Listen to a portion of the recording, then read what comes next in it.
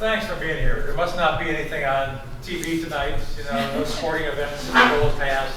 But thanks for being here. I mean, I'm honored that you would take some time out on the cold winter evening to spend some time with us.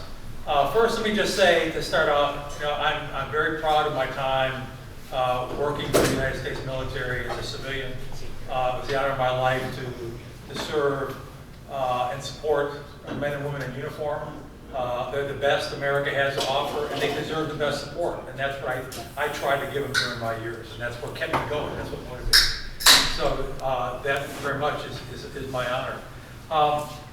I don't know what expectations you had coming here tonight, but whatever they are, I'm hoping I'm going to try and meet those expectations. In fact, I'm going to try and actually exceed those expectations, if that's possible. So hopefully your expectations are low and I'll do it. If I fall short, Lent begins tomorrow, okay? And you can you can do what the Dominicans told us, and the nuns told me in grade school, just offer it up, okay? But come on in, guys. Thank you. Oh, chair. We're just getting started. So the question might be is, what could I possibly add to this discussion of leadership? And that's what I'm spending my time talking about. You could go to the bookstore and there's a couple hundred books on leadership. You could pick one out. You could pick a couple out. You could find a TED Talk that's appropriate. You could get a podcast. I mean, what additional thing can I add? But I would say that if leadership were so easy to learn, we'd be surrounded by an abundance of good leaders. Okay, in academia, government, nonprofits, hospitals, churches, families, whatever. And actually, we are surrounded by an abundance of good leaders, just not enough. So leadership is important. It's important to whatever profession we feel ourselves connected to. It's important for our country, and that's why I'd like to talk about it. What I can offer is my story, my experiences, some of the insights that I've gained during that time. And you might want to ask, why listen to me? I basically worked surrounded by a leadership academy. Now, I don't know if any of you had any experience with any of the military branches of the Army. You have. So then from basic training to the highest level of education, it's about cultivating and strengthening individual and team leadership. Lives depend upon it in our military. It's so important. And the career progression of members of the military are tied into that. With each step, you start, maybe you're a squadron leader, and then you move up, and it's all about as someone grows in their military profession, acquiring the right kinds of leadership experiences, so that if and when you do rise to the top, and some do, to the general officer level, you've done all the right things. You are already a good leader, and I can testify. I got a question when I was talking to the students earlier today. Well, did you ever encounter any bad leaders? And the answer is yes. But most of them, the vast majority of them, were excellent. And the military is funded by your tax dollars. You need to know that, and we all need to be collectively proud of that. But I spent 15 years in the senior executive service, so it's the cadre of federal civilians who are basically the senior managers. Okay, in the military, kind of equivalent to general officers. So I have spent some personal time. I had the unusual privilege of being able to be a deputy to a four-star general, two of them. I was the only one. I feel really fortunate and privileged. So I was able to, watch and observe and learn from truly the best. I had the privilege also to help facilitate some leadership classes for fellow senior executives. And I say this not out of ego or try to impress you or anything, but it is to tell you that if I didn't have anything to say, it means I wasn't paying attention. Okay, because I was surrounded by great leaders. Now, let's go back to my years at Fenwick. You might ask us, well, if we knew John in high school, would we ever think of him as, you know, kind of rising through the ranks in the government bureaucracy and working with senior leaders? And before I answer that, I'll say what I said earlier is, I still consider my education at Fenwick the best well-rounded education of all the education I've had. And I went on to Northwestern for undergraduate, I went to University of Virginia for graduate, I attended the Army War College. I've had some great educational experiences, but really that was my best well-rounded education. And that has served me well my entire life. And also gave me some good formation in terms of ethics and values and faith formation and all that. And that has served me well as well. But get back to the question. The answer is no. I mean, I was not a star athlete. I was not a team captain. I was not head of the student government. I wasn't leading extracurriculars of any kind. I did intramurals and I did some things. I was probably what you would call a late bloomer. I mean, pretty good academically, but not the best, you know. Kevin was one of the best in my class. And so you say, well, you know, now if you knew something about me, what I was doing outside of class, and I'll talk about that, you might say, okay, well maybe, you know, maybe I get it. But my point is that in my case, and I think in most people's cases in their leadership journey, and all of us are leaders. Every single one person in this room, I know for a fact, you are leaders in one way, shape, or form. You know, younger or even older, you have that. Because that's how I define leadership, as anyone that's exerting influence in some way, not necessarily directing and ordering, it's influencing behavior to achieve an outcome. But in my case, leadership development, my development came as a result of the opportunities I had that was afforded, the mentors that were, you know, generous enough with their time, the diverse experiences I had during the course of my career, and I'll mention some of them. The observations, you know, I watched some great leaders, and when I saw good leader behaviors, I tried to mimic them. I tried to learn from them. And if I saw bad leader behaviors, I tried not to do what he or she did. You got to put in the work. You got to do the time. I mean, there's effort involved. There's learning on the job, and there's no magic pill. And you know, are there natural-born leaders? Maybe a handful, a fraction, might be born with the kinds of traits that are useful in leadership positions. But most leaders learn as they go, learn on the job, experiment, grow, develop, are self-aware, and develop in that way. And that was the case with me. So looking back, I learned most of what I needed to know about leadership really at a pretty young age, and then over a lifetime of evolution, experimentation, further development, you know, I cultivated my leadership craft. But I got to tell you, there's still a lot to learn. I'm still learning a lot about leadership. I was learning a lot about leadership in my last assignment, which was my most senior assignment. And it's a lifelong thing, I'm convinced. So my hypothesis, just to kind of recap, is that our individual experiences, the lessons we learn, that we applied from what we learned, have a great deal, in fact, the primary deal with how we become leaders. And it's not so much, you know, you can read books, you can go to, you know, Barnes and Noble and pick up a bunch of books and so on, but you learn by doing. And, you know, it's kind of like being a teacher or a parent. I mean, are there books how to be a good parent? Maybe there are, but those of us who have been parents, you just do it, you jump in and learn. You figure out what works and what doesn't work and so on. It's kind of like that with leadership. So my journey really began at age 5. So at age 5, you know, what did little Johnny want to do? I wanted to be a garbage man. Okay, now, we call them garbage men. Sorry, I know they're sanitation workers. They were garbage men because they were all men at the time, and that's what we called them. Okay, but I thought they were cool, these big burly guys, you know, hoist and stuff. I wanted to be just like them. I wanted to be a garbage man. A couple years later, you know, I started getting into sports. I love baseball. I want to be a professional baseball player.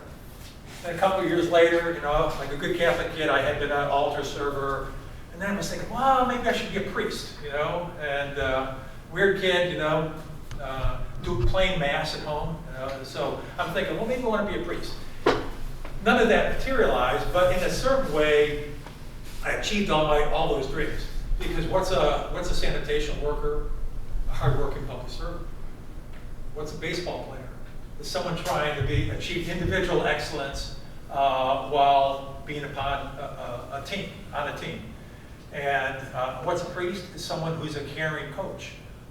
So all those, I felt that in my leadership journey, I achieved what I wanted to be at a very young age. Okay, that's my story, I'm sticking to it. So remember the book, some of you might remember the book some years back, like, it was something like everything I needed to know, I learned in kindergarten.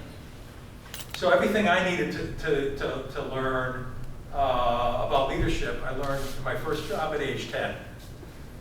I ran a media franchise. I delivered newspapers, okay? Started out as a newspaper carrier when I was a kid. And I learned some lessons, and I want to talk about some of those lessons, and I'll update them with lessons I learned working for the Defense Department. But when you get older, you get a little more reflective, and you're trying to figure out, well, how did you get from here to there? Well, I learned a lot. And the first thing I learned when I was a newspaper carrier was it's all about sacrifice. This was 7 days a week. I had to do it even when I didn't want to do it. It was an after-school paper route. I wanted to go home after school and go play ball. No, I had to go deliver the newspapers. Saturday morning, I wanted to sleep in. No, I didn't sleep in. I had to get up and go deliver the newspapers in the morning. Sunday morning, I had to get up even earlier. So it's about sacrifice. Prioritize that over my personal pleasures. So there's a lot of sacrifice in leadership as well. And I learned that when I was working for the Army. There were periods in my career I had to work 7 days a week too. Extended periods of time, long days, get in early, leave at night. I remember one time in particular, it was the day my second child was christened. So we had the church had the christening. When we came home, we had a bunch of people, family, gathering for a reception. I get a call from General Staff. He said, "John, Chief of Staff is meeting with the media tomorrow, and he needs a paper with some talking points on whatever I was working on at the time. Can you come in and knock that out and get it to me?" I'm right in the middle. I told him what I was doing. He says, "Yeah." He says, "I still need it." You got to do it. Okay, as a sacrifice. My family had to sacrifice my not being part of that. And there was just one small example, but it all went back to my time. I had to learn. Part of the deal is sacrifice, and that was a big part. The second big part is I learned the importance of having a compelling mission, a compelling reason to work. And I also learned the importance of how important it was for leaders to communicate that to their subordinates, whatever it is. Because sometimes whatever we're doing, even if we know what we're doing is important, is drudgery and it's work. We have to be reminded why we're doing what we're doing. And leaders do that. Good leaders do that in organizations. And it's important to be aware of that. So the guy that ran this newspaper region that I was a newspaper carrier, C. Vern Swanson, C. Vern Swanson, Mr. Swanson. But he insisted we all call him Swan, so that's how I refer to him. So Swan, would deliver the papers to my house, before, and then I would deliver them, and I'd see him periodically, and he said, "John, what are you doing for me?" I'd say, "Swan, I do one of your paper routes. It's Route 49 over there, past Laramie." And oh, okay. He asked me that question 2 or 3 times, and then I gave him the same answer after 3 times. He said, "John, you're not just delivering papers. You're keeping the public informed. That's important in a democracy." And it was like a light bulb went off. He said, "Whoa, I thought I was just throwing papers on people's stoops, And all of a sudden, I have a role to play in our country, And he wasn't overstating it, but truthfully speaking, yeah. You're helping to keep the citizens informed by delivering newspapers, and now it wasn't just delivering newspapers. Now I had a mission. Now what I was doing was not just work or labor. I had a reason, okay? And I learned that it's not work when you got a mission that matters. So, and that's what sustained me for 36 years working for our men and women in uniform. I knew what I was doing was important. I worked out of a sense of obligation, service, and gratitude for our men and women in uniform. I had a mission that mattered. So then it Yeah, I wanted a paycheck, of course. I wanted an occasional pat on the back. You know, we all need those kinds of things, but I had the mission that mattered. And that's what, frankly, you know, that kept me in the game. Because a lot of my colleagues, you go work for the government, you do your public service time, okay, now I'm going off in the industry and make, you know, fame and fortune. But that's what kept me in it. And I was as motivated by that on the last day of my career as I was on the first day. So I also, you know, learned at an early age that leadership is where, I mean, the buck stops here. You're responsible, you're accountable. So as a newspaper carrier, you know, I'd be sitting home at dinner time, the phone would ring, someone would say, I didn't get my newspaper. I'm thinking, I know I delivered it. But I'm on the line, you know, I didn't have any extra papers, so I had to go out, you know, leave my family at dinner, go out and find a newspaper stand, get a newspaper, get on my bike, and it's, you know, a mile away, I had to deliver it. That was my job, I had to do it. So, and that's the way it is with leaders. The buck stops here. You know, the Army, those of you who might have some experience in the Army know that there's sort of a code, no excuses. Really, no excuses. So if something bad happens, and you know your leader comes up to you, well, why did you let that happen? What happened? Well, what's our natural tendency? Well, I would explain what happened. Well, I didn't see him. What they want to hear is, I screwed up, boss, I won't let it happen again. You know, the buck has to stop here. And so I kind of learned that when I was a kid and reinforced. I mean, that culture in the Army. Now, good leaders want to know what happened. If there's a big problem, you want to dive into it. But they wanted people to stand up for what they did, own it, and accept responsibility. That's what leaders do. And they also do that on behalf of the people that they work for. Something bad happens in the organization, the leader says, I'm responsible. And you don't blame the subordinates. You take the hit. I also learned the importance of good coaching and mentoring. And I'll talk, so when I think back about SWAT, probably about after a year, I said, okay, I've had enough of this delivering newspaper stuff. Every day I'm getting tired of it. You know, I want to go do something. I want to hang out with my friends. You know, I've saved up enough baseball card money. I don't need to, you know. So I let word get to Swan. I want to quit. He'd come over to our house, sit down. We'd sit down in the living room, and you know, he'd want to know, well, how things going. What are the problems? He'd listen to me, and I don't know how he did it. Don't know exactly what he said, you know. But he said, let's give it another week, see how things are going. He did that 3 or 4 times, and I didn't quit.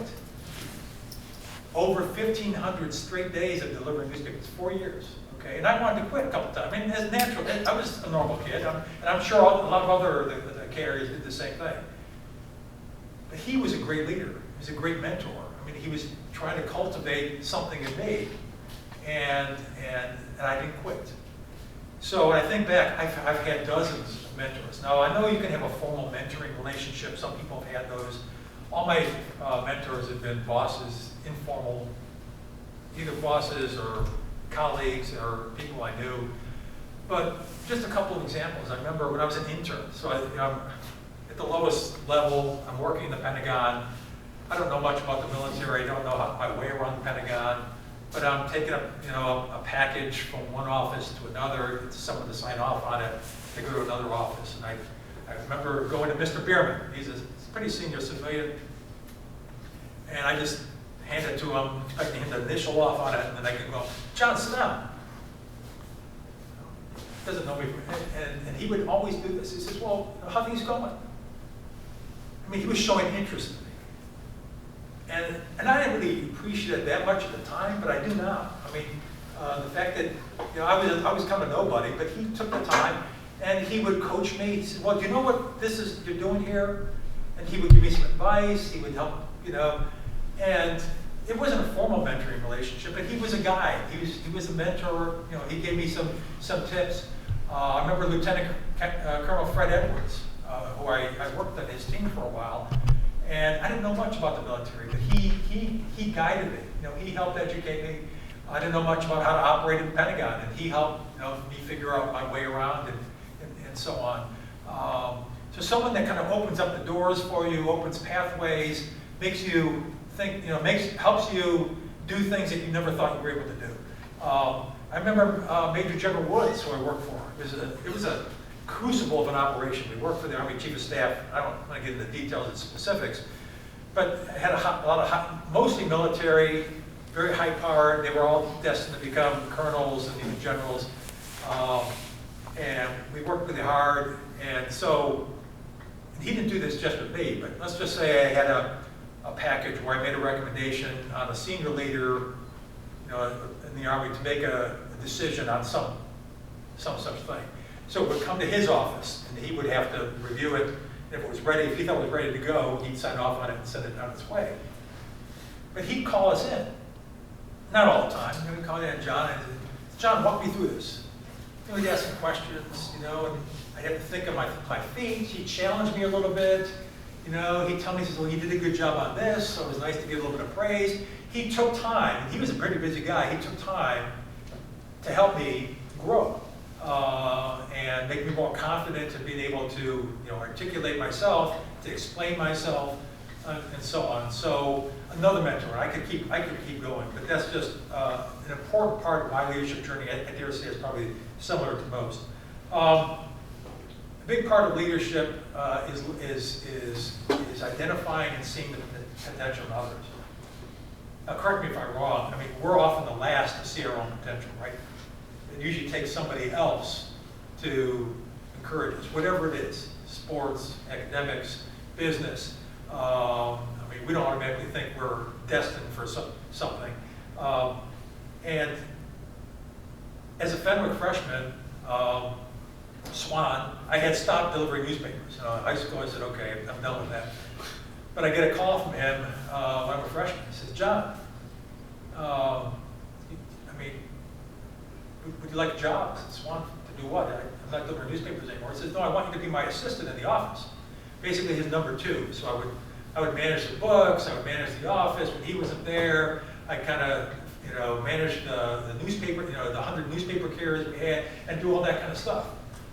All for the large sum of about $20 a week. I was working 25, 30 hours. So it was every day after school. That's why I couldn't do the school extracurriculars. So from 3 to 6, 6:30 in the evening, I'd go home, have dinner, then I'd work on my Fenwick homework after that. Saturday mornings, Sunday mornings, but he saw something in me, whatever it was, that he wanted to give me a chance to do something maybe more.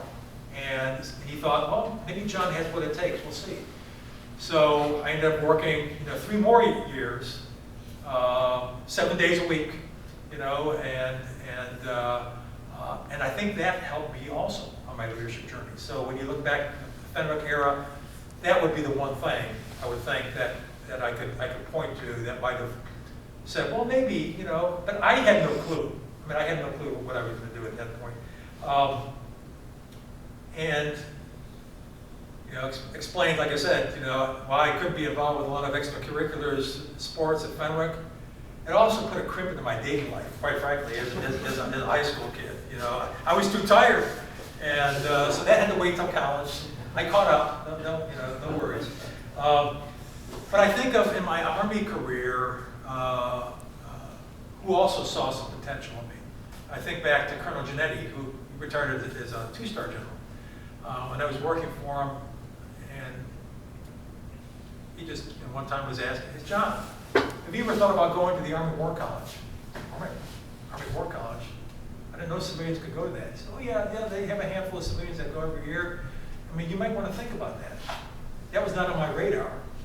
But the Army War College is where the Army sends senior officers, mid-grade, either already at colonel or on their way to become colonel, and not all of them make general officer, but there isn't a general officer that hasn't been to this advanced training. It says War College, you think you're preparing for war. It's really about national security. So just being encouraged to do that, yeah, a few years later I did apply, was selected, went, and made a difference in my career. But it took somebody to suggest and say, hey, maybe this is something you ought to do. General Van Antrim, another great leader I had a chance to work for. He selected me to the senior executive service, but I saw the list of people that he could have selected from. Some had far more experience than me. So I mean, he saw something and he gave me a chance. And that's what good mentors do. They see the potential in others. And it's actually, I consider it was a responsibility of mine when I was a leader to help look around, who are the successors going to be, and help nudge them, encourage them, and help them think of themselves as a potential leader and help them do whatever it takes to get there. So I talked about meeting or exceeding expectations. I did learn the power of exceeding expectations. When I was working in the office with Swan, there was we'll call her Mrs. K. I won't say the last name. She was what we would call today a helicopter parent. And she would call in. She talked to Swan once, and then Swan would talk to her after that. He always sent her to me. She was convinced her son Arthur was getting, excuse me the language, screwed, that he wasn't getting paid properly. Because every paper carrier would get a bill each week for the newspapers.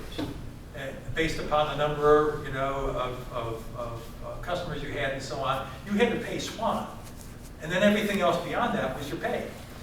And she didn't understand why she thought she was getting gypped. So she would have me explain in detail, well, okay, you've got so many Sunday-only customers, you've got so many all the variables, and this is what, we take this cut, the rest of it is yours, and this is how much he should be getting paid every week if he makes all his collections, 100% of his collections. It took me, I don't know how many times. And then I think she finally got it. Well, one day she came into the agency office, and I'm there sitting at the desk, and she says, "Oh, I'd like to see Mr. Nerger, please." I said, "Mr. Nerger?" He said, "Well, I'm John Nerger." Now, I always looked young for my age. I probably looked 11 at the time. and her mouth literally dropped. "You're Mr. Nerger?" And this young teenage kid, she thought I was, based upon our conversation, that I was older. So that gave me a thrill. I said I exceeded her expectations, and so there's something about not just meeting expectations. We're all expected to meet expectations, but when you exceed it, it gives you that little extra reward. So yeah, that became my MO throughout my career. So I've had a lot of challenging goals, whether it was to reduce the size of an organization, close military bases, reduce budgets, reduce staff, whatever it was. I always aimed to not just accomplish what the goal was, but to go above and beyond, or to make it faster, better, quicker. Maybe you achieve the goal, but you achieve it quicker. So that was always my MO, including like we were bringing equipment back from Afghanistan, and okay, let's do it quicker. Save money by bringing it back quicker. I also learned at that young age, and I continued to learn throughout the last day of my career, was leadership is about people. It's really all about people and relationships. I learned as a paper carrier that my customers weren't anonymous. When I got to know them, I got to know their families. I learned when I was making my weekly collections on Tuesday night, there were some lonely people out there, and they wanted to just talk. I wanted to get out the door and go finish my collections, but no, somebody just wanted to talk because maybe I was the only one they were talking to that week. I don't know. But I said, okay.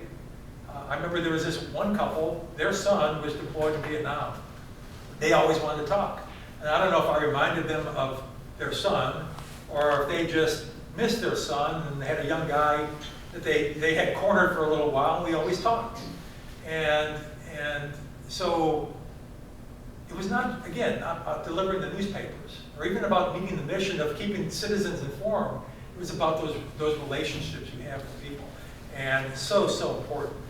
But I was still learning that in my last assignment. So my last assignment, I'm working for General Vi, four-star general of the command that Chris mentioned. So as you might suspect, the leader of the organization is usually out and about. And our command had organizations all around the world. Okay, so he had to travel around. He was in Europe and Korea, Japan, Afghanistan, Iraq, and doing all that, and places in the U.S. I figured, well, I'm his deputy. Somebody's got to mind the store at home, right? That's sort of a deputy role. He would come back from his trips. He said, John, when are you going to the Pentagon next? I don't have a trip planned yet. I said, no, okay. You should probably go sometime. And I didn't. He came back from another trip and asked me again, John, when are you going to the Pentagon? I said, now by then, he asked me the same question twice. I said, okay, there's got to be a reason why he's asking this. I said, sir, is there something you want me to do? Do I need to do something for the command, help you? He said, no. He says, I just want you to go make the rounds. He says, I want you to make the rounds with, the right people so that when we have an issue or a problem, we've got the relationships. He got it. He knew. He was the master, actually, of dealing with people. And he was teaching me at that point, what I should be doing and why I should be doing it. And yeah, okay, from that point on, at least once a month, we had a trip to the Pentagon, and I didn't always bring a problem to be solved. Sometimes I did, but most often than not, it was to sit down with, my colleagues in different organizations and, just to share information and work on the relationship, because the time to work on relationships is not when you're in the middle of a crisis. That's when people, you stand your ground, you don't yield any ground. But when you have a relationship with somebody, you have some bonds already that you can work from to work towards resolution of an issue. And I was still learning that in the last few years of my job. It's so important. I know the idea of diversity has sort of become a word du jour, right? But I learned about diversity not when I was a newspaper carrier, but when I was working in college. I was working for the CTA. Paul said he worked 10 years for the CTA. So this was just a summer job, and I was working on railroad track. I was repairing and replacing railroad track. Great job, hard job, but my boss was African American. Our crew, we had 2 first-generation immigrants from Italy. We had a first-generation immigrant from Poland. We had 2 first-generation immigrants from Mexico. We had 1 African American Vietnam vet. We had a white American Vietnam vet. We had a gentleman from Jamaica, and we had a gentleman from Puerto Rico. Pretty diverse group, wouldn't you say? That was sort of eye-opening for me. Kid growing up on the west side of Chicago, primarily Irish, Polish. But the role of the leader it's not just about celebrating the identity. There's nothing wrong with that. But the role of the leader is to unify a diverse group, people with diverse backgrounds, diverse interests, for a common goal. That's what leaders do. And it's so important. So that's really where I think diversity comes into play. Diversity itself is important because the Army wants the Army to look like the rest of America. So the goal of diversity is important. But to harness the power of it, that's what leaders are expected to do. Speaking of diversity, I over my 36 years, I probably had 13 or 14 different assignments. So I probably had a different organizations every 3 or 4 years. And that's not uncommon for a military officer or a non-commissioned officer because their careers are managed centrally by personnel command. And every couple of years, okay, now it's time to go to school. Okay, now it's time to go take command. Now it's time to get a staff assignment. Their careers are managed deliberately. Okay, civilians, you kind of got to do it yourself. But the military values a diversity of experience. I could have stayed in the same organization and kind of worked my way up, but I became more valuable in senior level positions by virtue of the variety of experiences I had. And so that served me well. I mean, I had positions as a military planner, a logistician, a budget analyst, I managed military bases, program manager. I mean, all different organizations, different levels, and that helped me on my leadership journey as well. I also sort of intuitively knew that when I got too comfortable in a job, that was time to leave. That meant that there was less to learn. If I'm getting too comfortable, that means I've mastered what I needed to learn. I can almost do it on autopilot. But me personally, I wasn't challenged by that. I said, I guess it's time to go because I got to go challenge myself and learn. So, and I've learned, like a lot of people have, is that we grow the most professionally when we stretch beyond our comfort zone, whatever that comfort zone is. And that certainly was the case with me. You know, here I was, you know, I started out as a pretty shy kid. All of a sudden, I had to learn to deal with the media. I had to learn to deal with Congress. I had to learn to deal with really senior military figures. I mean, I was stretching my comfort zone, but I was learning in the process. And it's significant growth when you really have to stretch hard. And complex legal issues as well. I mean, but I had to kind of wade in and figure that out. So I mentioned some, I'll just mention a few more mentors I have, just because I've had so many, and to give you a sense of the caliber of the people I work with. So one common characteristic of a lot of the generals I work with, calm in a crisis. Now, many of them were type A personalities, and you'd think that they would be going ballistic, and there were maybe times that they would blow up, but in a crisis, calm as can be. And why is it important? I think, well, number one, you think better when you're calm, don't you? So it's important to kind of keep your cool. As important, maybe even more importantly, you're telegraphing to the people you're working around, or people that work for you, that you're confident in. I mean, if the leader's all frenetic, you know, what does that convey to people that work for that leader? So General Genetti, type A personality, right? He's still a colonel. He had been selected for general, wasn't general yet. Type A, he had open heart surgery, heart attack, and he was a colonel. I mean, he was as hard charging as they come. And he was like that in the office too. He was high energy, you know, and so on. But when it came time when I wouldn't say call it a crisis, but let's just say we were kind of, the team was panicking, okay? We had a presentation to give to the Secretary of the Army or Secretary of Defense or whatever. He was going to give it. We had to put it together. We're changing charts at the last minute. We're running out of time, 10 minutes behind showtime. And he's as calm as can be. You'd think that he would be panicked. No, he was not. In fact, he would just be, you know, he wouldn't be interrupting. He would let us do our thing. We would be doing the work. He'd almost have a smile on his face. He was calm, cool, collected. And that sent a message to me that, oh, he trusted us to get the job done, even, you know, when we might not be able to.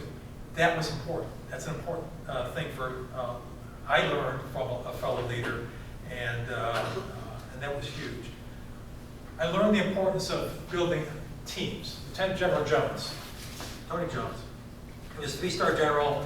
He was interviewing me for a position on the staff of the Army's Training and Doctrine Command, basically the command overseeing the Army's initial entry programs and the schooling structure around the Army, among other things.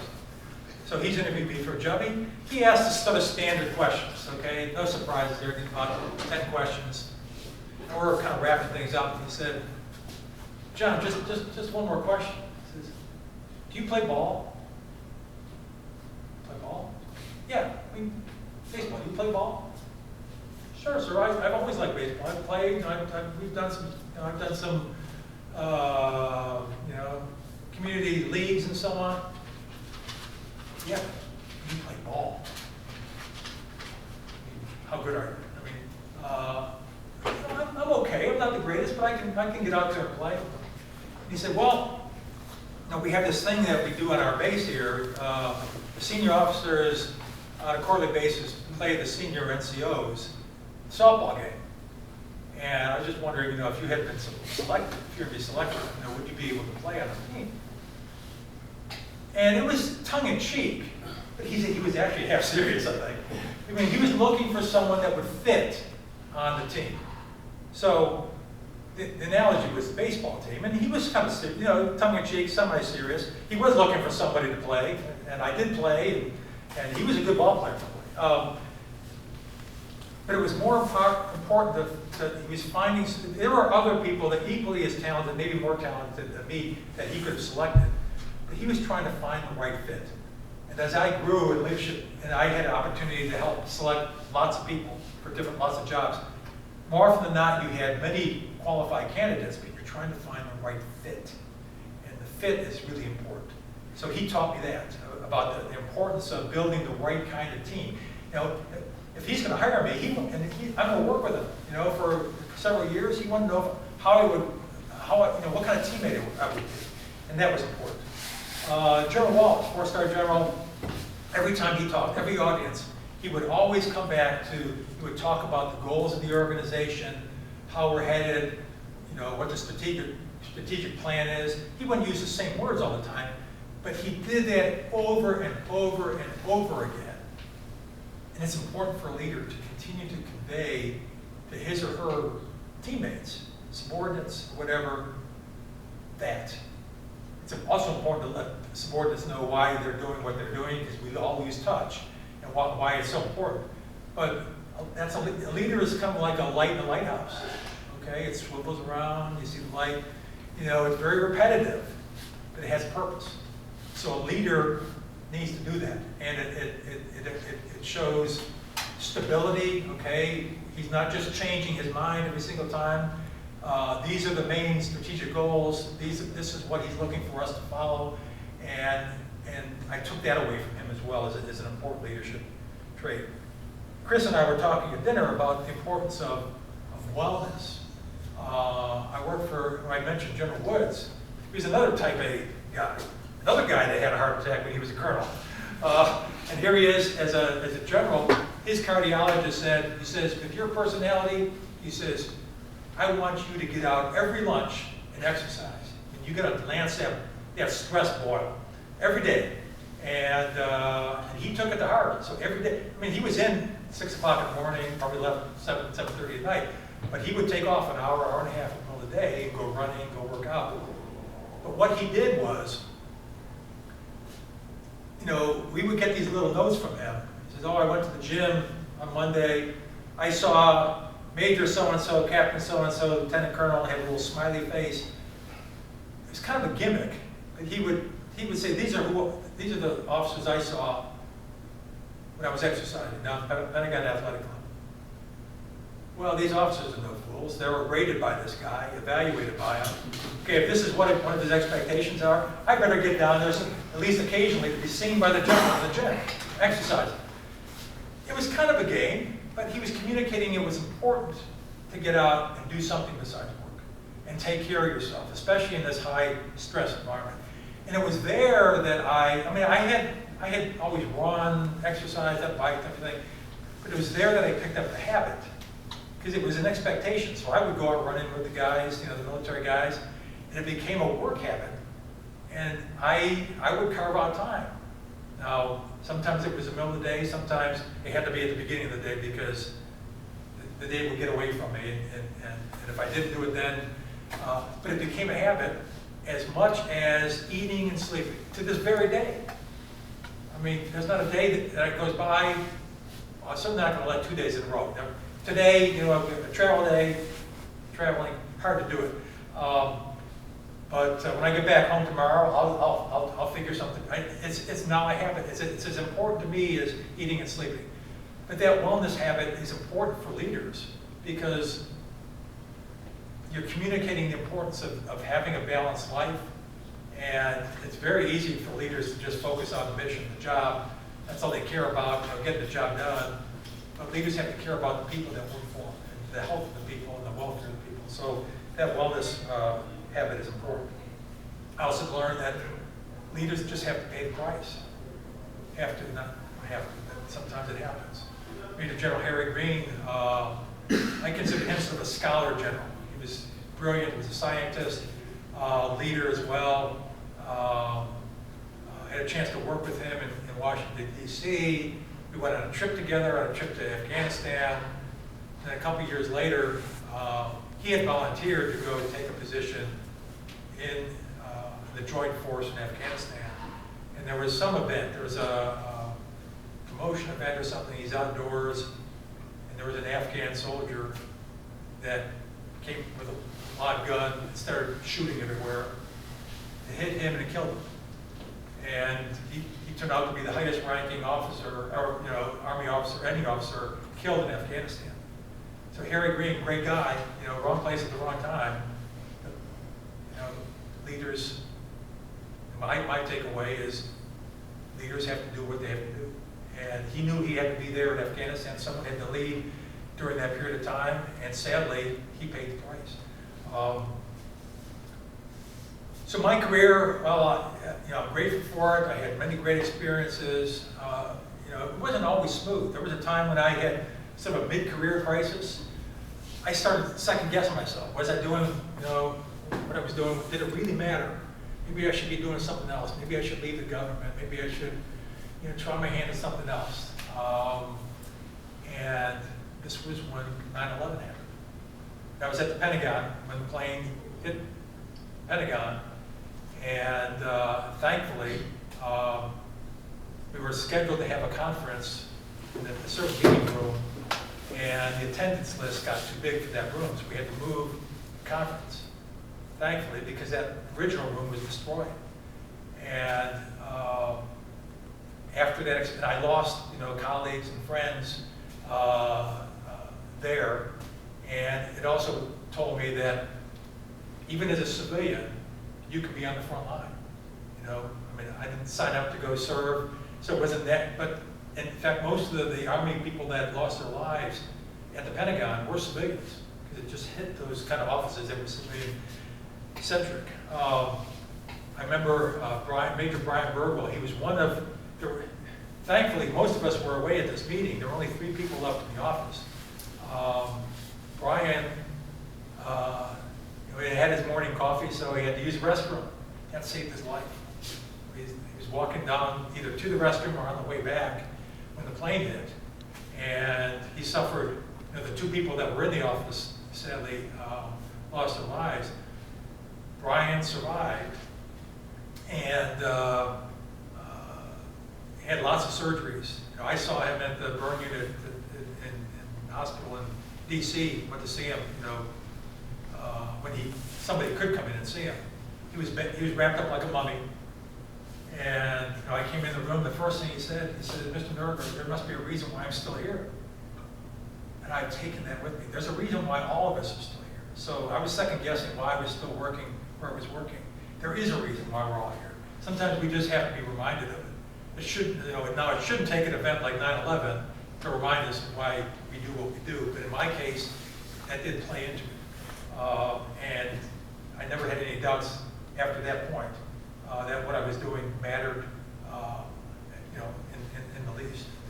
So in closing, I just wanted to maybe share a handful of lessons learned, similar to what I shared with the Fenwick group I talked to this afternoon.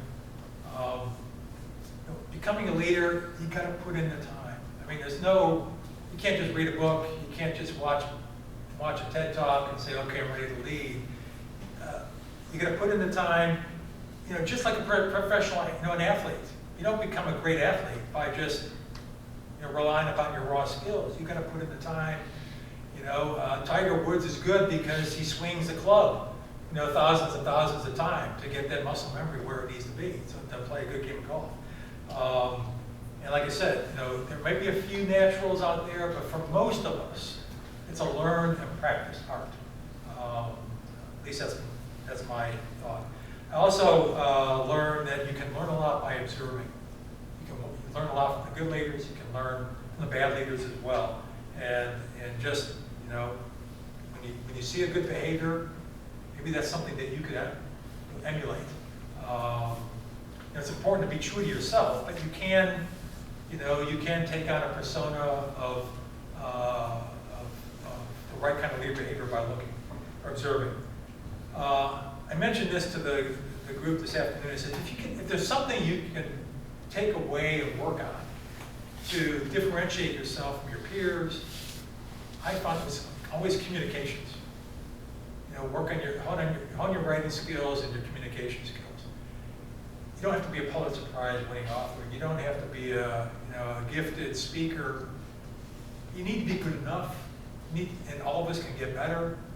I work with scores of brilliant engineers and scientists, but they couldn't put 2 sentences together that were coherent. And I'm not exaggerating, and that's important to be able to, it's great to have that body of knowledge. You have to be able to communicate. And so that's something all of us can work on. And I've also learned that when there's a problem in an organization, more often than not, it's related to communications or lack of communications.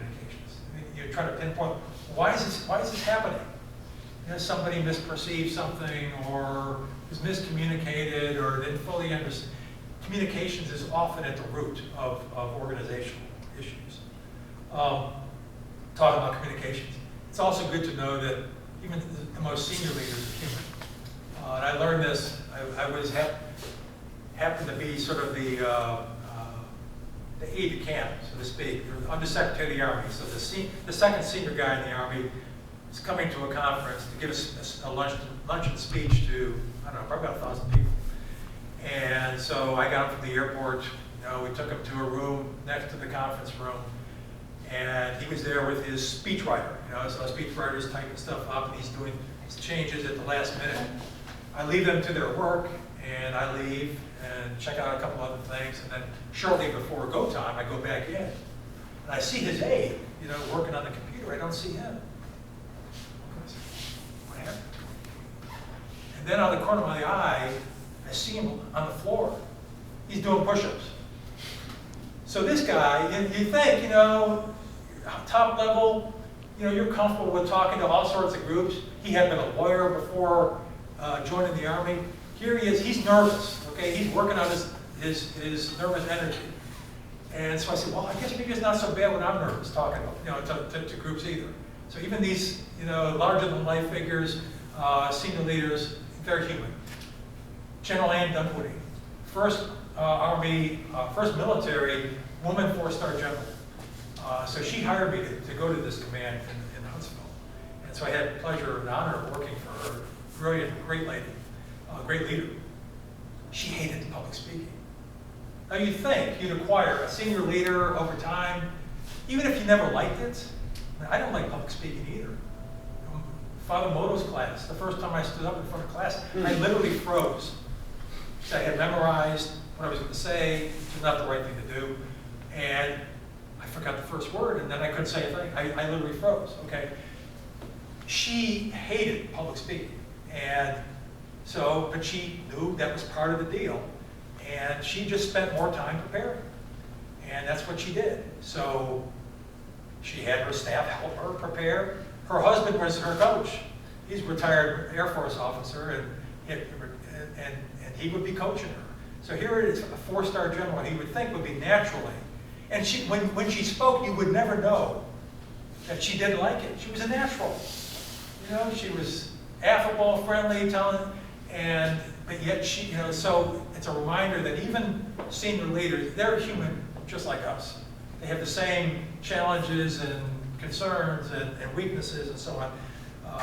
So I just wanted to share that. Except when it comes to integrity matters, failure is not necessarily a career ender.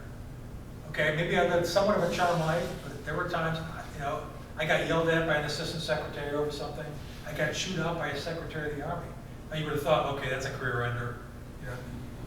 No, I just, sir, it'll never happen again. I made a mistake. And then they moved on, and it didn't end my career, and I moved on to bigger and better things.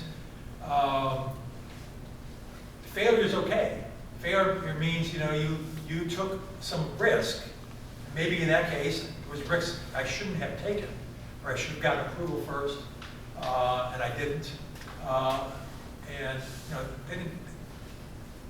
and they don't want military officers not to be able to take risks either.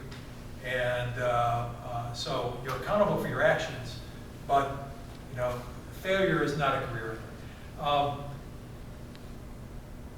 I exhorted the Fenwick students, do whatever you can to be a good teammate. That prepares you to be a leader as well. I've been to countless farewells, countless retirement ceremonies, and almost everybody says something along the likes of, I'll miss the people, but I won't miss the work. That's so true. I can look back. I'm proud of what I've done, but I look back, I kind of forgotten the projects, what I did, the details. I remember the people. And that's one of the pleasures and joys of working, whether you're a leader or not. So it's always about the people. So being a good teammate matters. I also learned that the military, they call it a command climate, maybe a business, an organizational climate. Having a good one or a good one may be the most important thing a leader does or doesn't do. Establishing the right kind of climate where people feel valued, that feel that they can do the things that need to be done, that there's no fear. And I've seen examples of both. And it's a leader's responsibility to do what it takes. And it takes more than just a leader, him or herself, but the leader's responsible for that organizational climate. And when it's humming, people are doing great things. When it's not, people are unhappy, they're leaving, there's organizational failures. So that climate is, I think, an important thing, and setting the conditions for a good one is important. I said, I think leaders owe employees 3 things. And if they're not getting those 3 things, they're unhappy and they're going to leave. 3 things are meaningful work, not just work, meaningful work. And that gets back to my point, reminding them why it is meaningful. Second, some kind of recognition or feedback. You know, we don't all need pats on the back all the time, but we do need to know, are we doing, you know, did what we do, was it good enough, you know, and so on. So we do need people do naturally need some recognition, that's important. And also, you need the opportunity to grow. If one of those 3 things is missing in an employee, they're going to be discontent and they're going to be looking for employment elsewhere. Those are, I think, 3 of the primary needs of any individual, no matter where you are. Meaningful work, some kind of recognition or feedback so you can get better and also feel appreciated, and then the opportunity to grow, because all of us want to get better in some way, shape, or form. I almost brought something that I had with me at my desk at work. I still have it in my office at home. It's a bust of Joshua Chamberlain. Now, I don't know if any of you are fans of the Civil War, say the Civil War, Battle of Gettysburg. If you've never been to Gettysburg, by the way, I commend it to you. Joshua Chamberlain, he was a colonel, and it was a 3-day, Gettysburg happened over a course of 3 days. So roughly what was going on, the Confederate forces were moving into Northern territory, and if they prevailed at Gettysburg, it would have been their first victory on Northern soil. Now, I don't know if that would have turned the course of the entire Civil War. It would have changed things, for sure. So it was, needless to say, a very important engagement. So the Union forces were configured on what they call the high ground. There were some hills in the Gettysburg area. And they were configured like a backwards J. And Chamberlain had the point of the J. So that meant that if Confederate forces got around him, that means not only would the Union forces be facing Confederate forces in front of them, they would be behind him. So it was a critical position. But over the course of a couple days, they ran out of ammunition and they lost people. He didn't have enough people, didn't have enough resources. He still had to find a way to prevail. That's what leaders do. So what did he do? Last charge, last battle, he told his troops, what few troops he still had, he said, fix bayonets, charge down the hill. They didn't have ammunition to shoot from. But they just raised their voices and they charged down the hill. They prevailed. And that turned the course of that battle around. And my takeaway, and that's why I can always, leaders have to do whatever it takes, under whatever circumstances. You've got to find some way, be creative with what you got. You can't complain, well, there were many times I said, well, I don't have enough resources. I don't have enough people to do that. I don't have enough money to get that accomplished by, the goal that you've set. Again, no excuses. You have to find a way, and that's an important leadership trait. Success isn't just a position or a job title or a rank. And I mean this sincerely. Success is making a difference, and your reward is knowing it. And yeah, we all need a paycheck. We all want to flourish in our livelihoods and do good for our families and so on. But success, I found, the best feelings I've had internally about myself and my organization is when I was working on something that matters. But you have to know it. And that I think is the primary reward. was Peter Drucker that said that rank doesn't confer privilege or give power, it imposes responsibility. So when you think of leaders, they got all these perks and privileges, I've arrived, I've got all this. No, it means you now have, it's a responsibility. It's a responsibility to serve. It's a responsibility to serve your country. It's a responsibility to serve your customers. It's a responsibility to serve the public. It's a responsibility, and it's really kind of, I consider it a sacred responsibility. So my bottom line as I wrap this up, leadership is a duty, it's a calling, it's an honorable service, whether it's in our military, elsewhere in our federal government, other forms of government, the nonprofit sector, business sector, academia, here at Fenwick and the Fenwick community, it doesn't matter. That's what it is. It's more than enjoying being a leader and telling people what to do. I'm proud of my career in government service. I'm thankful and grateful for the opportunities I've had.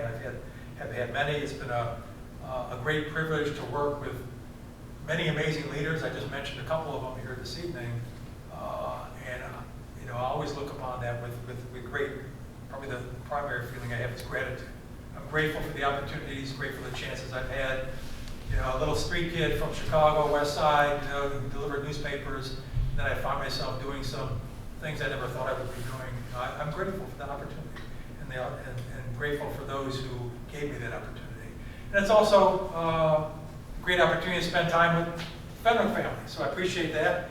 And now, the floor is yours. Any questions on any subject?